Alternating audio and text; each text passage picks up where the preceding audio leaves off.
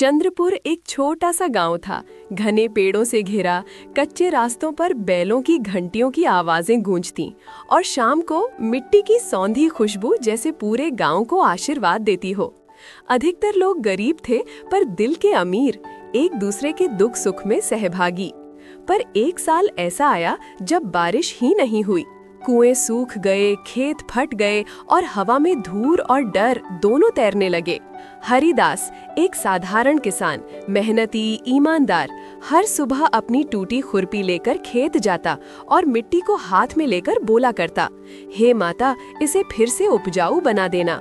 उसकी पत्नी सीता सुबह सुबह मंदिर में दिया जलाती और धीमे स्वर में मंत्र पढ़ती।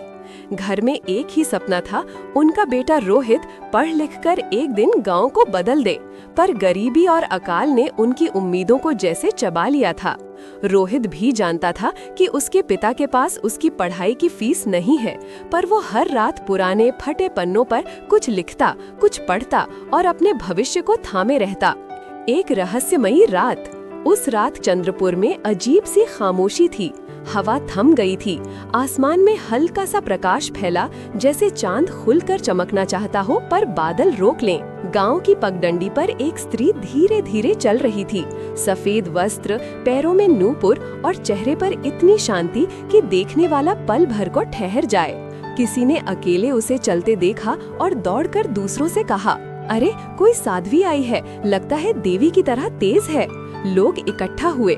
स्त्री ने कोमल मुस्कान के साथ कहा, मैं दूर से आई हूँ, मैंने सुना है कि इस गांव को सहायता चाहिए।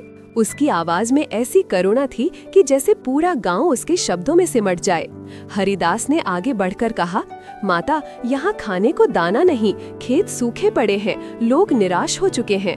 स्त्री ने सबकी आंखों में देखा और बोली, जब तक तुम एक दूसरे का हाथ नहीं पकड़ोगे, तब तक कोई बाहर की शक्ति तुम्हारी मदद नहीं कर सकती। सबने एक दूसरे की तरफ देखा। उन्हें पहली बार लगा कि वो अलग अलग नहीं, एक साथ हैं। स्त्री का परिचय सत्य उजागर। बातें करते करते आधी रात हो गई। तभी स्त्री ने धीरे से हाथ उठाया। उसके शरीर से हल्की सी ज्योति फूटने लगी। चेहरा बदलने लगा। वस्त्र लाल, सुनहरे और दिव्य हो उठे। लोग घबरा गए। फिर स्त्री ने कहा, डरो मत, मैं वही हूँ जिसे तुम माँ दुर्गा कहते हो। गांव वाले चीखते हुए घुटनों पर गिर पड़े। हरिदास की आंखों से आंसू बहे। सीता ने हाथ जोड़ लिए। रोहित पहली बार अपने जीवन में इतना तेज देखा, जैसे 100 सूरज मिलकर एक बन गए हों। देवी ने आगे कहा, मैं यहाँ चमत्कार करने नहीं आई हूँ।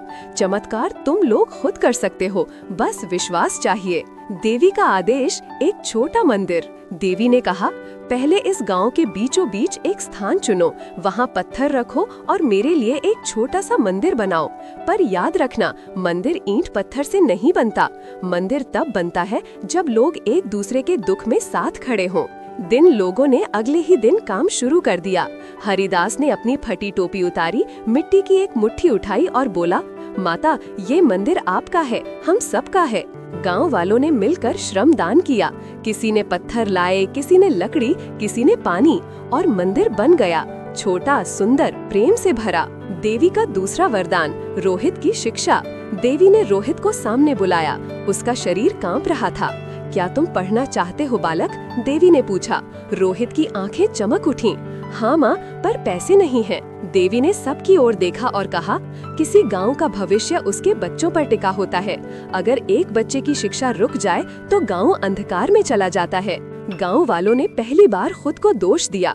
वे इतने व्यस्त थे अपनी समस्याओं में कि उन्होंने रोहित की शिक्षा को महत्व नहीं दिया। रोहित बहुत परिश्रमी, होशियार और ईमानदार लड़का था। वो पढ़ लिख कर गाँव के लिए कुछ करना चाहता था।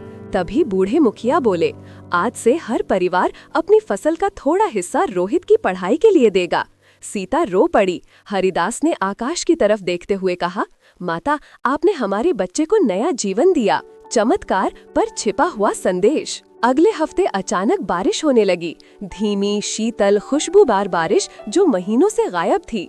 लोग खुशी से झूम उठे। खेत फिर से हरे होने लगे। पर देवी ने कहा, समझो, ये बारिश मेरे आदेश पर नहीं आई, ये तुम्हारे एक होकर काम करने से आई है। जब मन एक हो जाते हैं तो प्रकृति भी साथ देती है।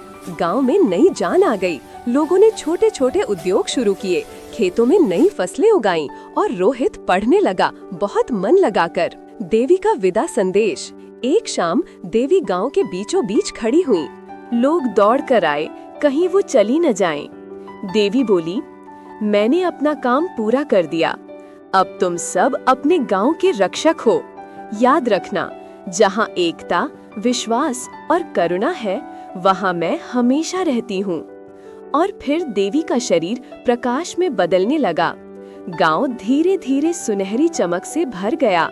लोगों ने आखिरी बार माँ की पावन झलक देखी और फिर वो प्रकाश आकाश में समा गया। अध्याय का सार, चंद्रपुर का नया जीवन। देवी के जाने के बाद भी गांव बदल चुका था। लोग एक दूसरे के सहारे थे। रोहित की शिक्षा गांव का सबसे बड़ा काम बन गई और हरिदास सीता के घर में पहली बार सुख का दीप जला। और तभी एक बुजुर्ग ने मुस्कुराकर कहा, माता दुर्गा मंदिर में नहीं, हम सबके हृदय में बस गई हैं।